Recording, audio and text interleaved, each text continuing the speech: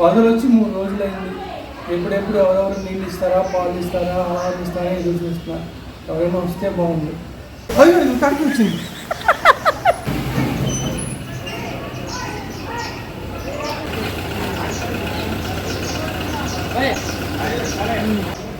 Bread ఇచ్చాడు, బిర్యానీ ఇవ్వలేదు.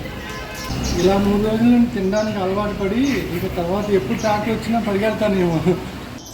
ఇది సరదాగా చేసిన వీడియో అండి.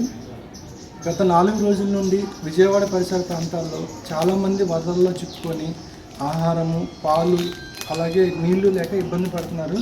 కాకపోతే చాలామంది తన ఉద్యోగాలు కూడా మానుకొని వచ్చి వాలంటీర్స్గా వర్క్ చేసి ఇలా అందరికీ కూడా అవసరమైన పాలు, నీరు, ఫుడ్ ఇస్తున్నారు. సో వాళ్ళందరికీ మేము పేరు పేరున అయితే కృతజ్ఞతలు చెప్పలేము.